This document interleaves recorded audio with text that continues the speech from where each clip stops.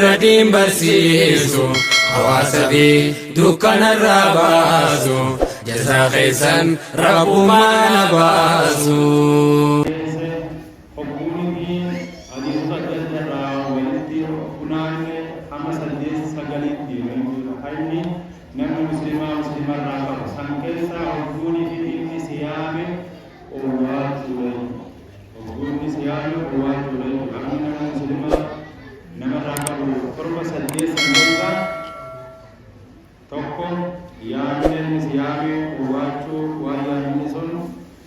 bakka rabbiin jirtu waan rabbiin jirtu waan hin ta'in jechuudha. Sanumaa yoo nagee munkara waan rabbiin jirtu ta'inni irra jiru san deemsisuudha dandeettii qabaate irratti hirmaatee waan san jijjiiruu qaba jechuudha waan sana waate yoo hin dandeenye immoo irraa fagaachuu qabda. Haqa warri amaleenya oowwaatanii haka kenya bukan haka keessa mudao bagi sini akanno hanga deemu tan ala majinetma din islamina kanara walinne walsasome waljinjiwe sene muadara tanafi tanju kulati wanda sene wajin sosone tile walwayamu akashti gawawan jamu kunna bulat kurade ربي سبحانه وتعالى حكم بكم يا أيها الذين آمنوا قوا أنفسكم وأهليكم نارا وقودها الناس والحجارة عليها ملائكة غلاظ شداد لا يعصون الله ما أمرهم ويفعلون ما يؤمرون يا إسان الله كرمان لكو غيسا إسن بتا ورخيسا ماتي غيسا ilmu medis ada apa ini bukan medis ekonomi medis juga indera isam berada atas Subhanahu wa taala yusan nama wan suci yudari antara di surga nama wan amtu padiora bersede ilani diwaga ekonomi nanti diwara berodan anti yuman berjete jete rati sosoin ikamna kurku angke idara badal sirani wala ini mati angke akawali kasih asun idara badal mudara ya wala ini idara fagade wan idara fagade mati tiada yang kota wala tiada yang mudau idara fagade sirani awal wal والفجر رقمنا خير التي والخاص رقمنا وان سبب يبدا نوتي توسن الرافقانية وان سبب جننا نوتي توسن يروكم جاو كتب بدنيتي كمان جتانس تكال بيادنس خذوا أكسي مرباطتي سوسر رقمنا إبدا كسيجان إبدا هما خينيا خنا والفالنا خن والنساء كرسيسان قرآن ساسون nama fi daga wali kabani daga kan karsisan dagoti dunia tanalantanni duran gabbara kule daga chamun tiyoni fi dekhen kan dekatne in kabanne yo khimri fi kata jila ko de yoni duranu bobom tijirane khana muyu daga sani khan karsi hon kusan ini sanira ko sambagesa warra jesanis irraba sa'i Al-Quran Subhanahu wa ta'ala nama tilalte yartukhana khashidamu nama tilalte yartukhana warren qali Allah ajide khaysa hayani isashiyani ibda khana wal balana ana warren musanira subhanahu ummata khaynas baranu lakum haqulu ummatu ibda sanira subhanahu wa ta'ala ummata ibda kan adanya Allah akan wajib rasulnya indiasnya wajibin kaji untuk dihadalkan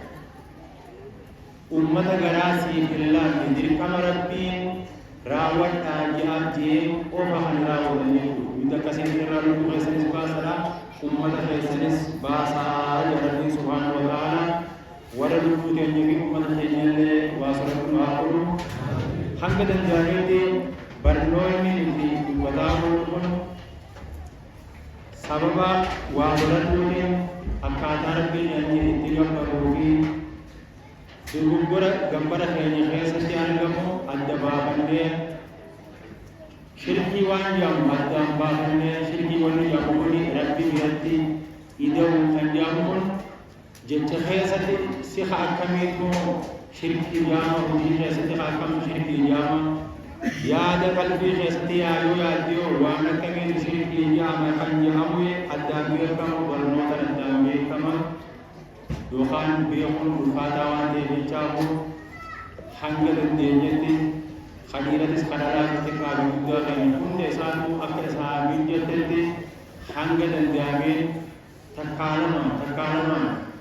yoo guyyarraa takka dhageenye guyyaarraa takka yoo dhageenye guyyaa 30 keessatti barnoota waa'ee amantaa keenyaa waa 30 dhageenye yoo itti yaadne baatii 12 keessatti guyyaa 3 fi meeqa kana keessatti osoo guyyarraa itti yaadne waa'ee amantaa keenyaa galgalarra takkittuma qofaa kan fudhannu taate guyyaa 3 fi wayii kana keessatti hangam takka baranna lama hunduu baanee galgalarraa yoo takkittuma baranne wanti kun ammoo waan ibiddarraa itti lubbuu keenyas binnu kan uummata keenyatti ibiddarraa itti binnee akka ibiddi hin seenne taanee akka jannata seenu taanee kanarratti giseen qoyyaanis irratti owwaachuudha qabna uummata keenya irratti dammaqsuudha qabna guyyaan muhaadaraa keenyaa kunis rakkoo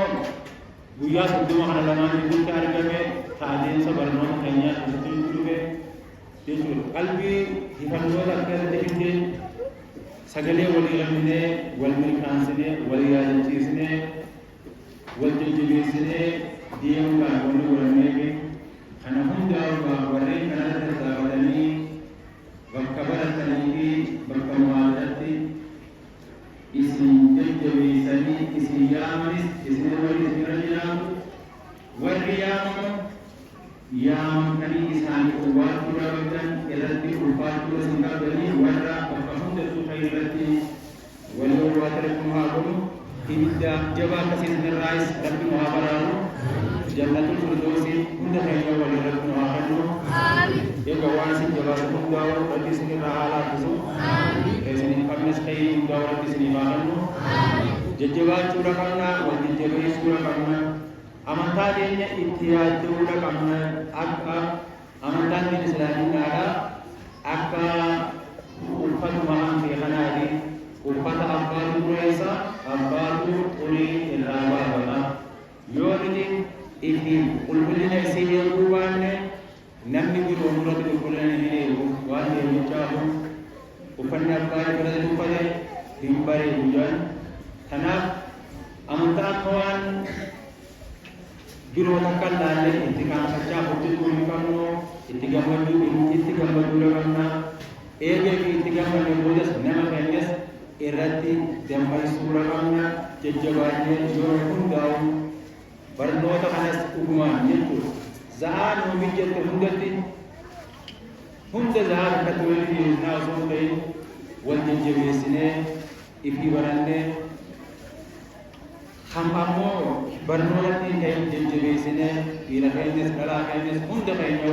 wal jajjabeessuudha qabna warra diinii irratti wal kaasuudhaaf nu haa godhu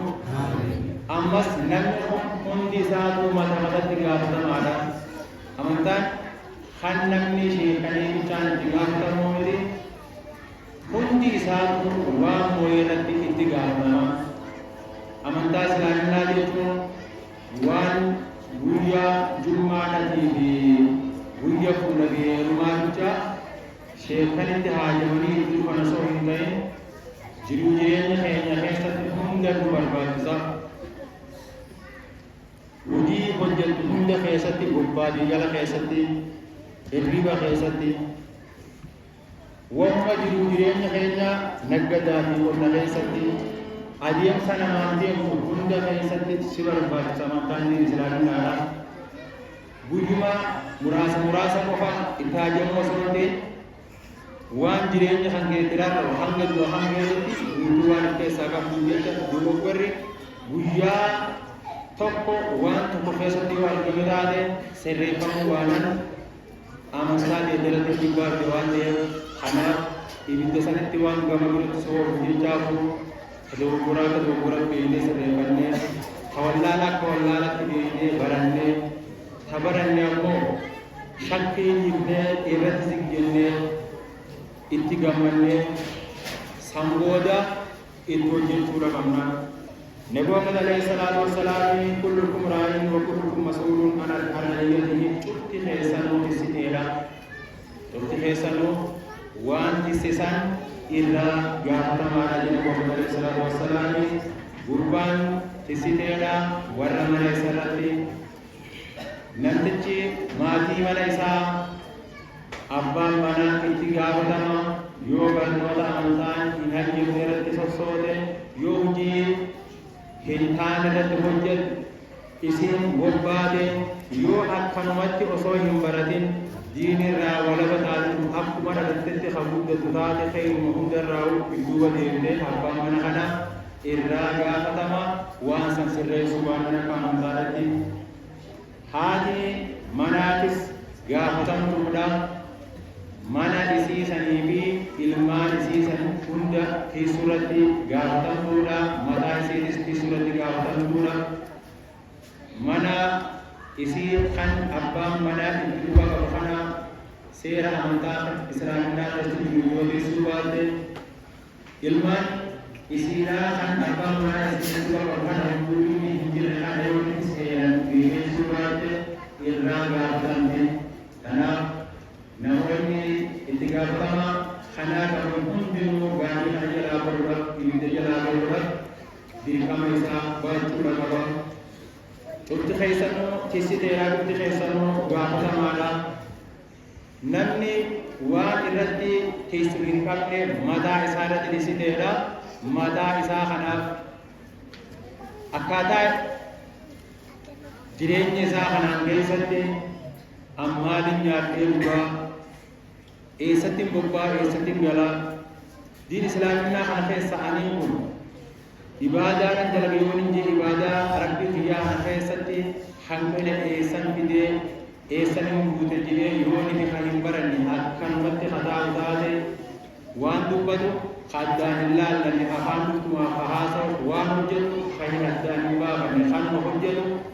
mataa isaatti irraa gaafatamuu ta'a waan ta'eef jechaafu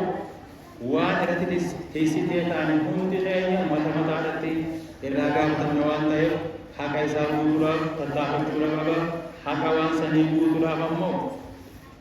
beekumsaatu waan kana dura duufama. Wamuma bulchi jedhanii sitti kennan yoo barnoota qabaatte karaa itti deemanii fi akkaataa itti deemanii fi akkaataa itti hojjetan beekuu dandeessa. Waan yaadamu taa'u miti. Kanaafuu jajjabaannee ummata keenya kan ganda keessa jiru jechuudha. Keessattuu ijoolleen garuudhaa haala tattaafachuu itti jirti. Waa'ee dhimma barnootaa keessatti namoonni isin godhatanii sosochii jirtan nama sanii owwaaltanii mataa itti jabaachuu qabdanii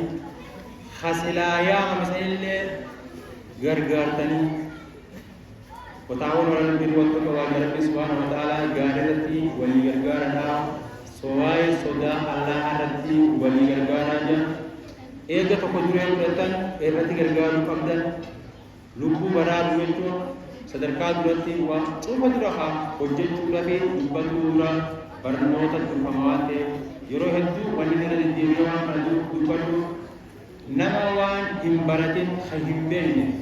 achi dabalanii gamas taariika adda addaa odeessuu irratti bu'aan inni nuuf fidu waan sabna tokkoffaa dura dirqama isarra jiru biyya kudha qaba namni tooyidee barachuudha qaba akkaataa ibaadaa itti geggeessu barachuudha qaba jechuudha. Kanaaf kana hundaa'uudha warra baratee itti dalage rabbi isin haa godhu. Quraanas kalmaata isaatii fi maanii isaatii hunda isaatu rabbi isin haa laaffisu. Hadiisas matniidha fi sanada isaatii qomatti rabbi isin haa galchu. Warra tattaa'ee qomachuudha fi taajjabuu aadaa godhatu miti warra tassooree sammuu keessan barnoota jijjiiru rabbi isin haa godhu. Egaa yaada jallinaatii fi waan adda addaa hundaa'u rabbi irraa isin haa fageessu. Qajeelloo kanneen isin galatti rabbi isin haa barreessu. warra yeroo hundaa rabbi sodaatu rabbi sinaa godhu jajjabaachuu qabdanii wal jabeessuu qabdanii barnootatti jirtan akkuma tattaafatu jirtanitti masjiida afran irratti wal dammaqsitanii mirqaana akka soomana dalanii yeroo hunda amantaan islaaminaa torbaan tokkotti mirqaananii torbaan tokko keessatti namoota isin facaasuu deemanii fi akka isin waliin qabuu deeman adda baafachaadha waan baratan adda baafachaadha namoota irraa baratan adda baafachaadha jarjara malee hojii keessan osoo hin duwinetti barnoota keessan itti fufuuna qabdanii wal yaamuu qabdan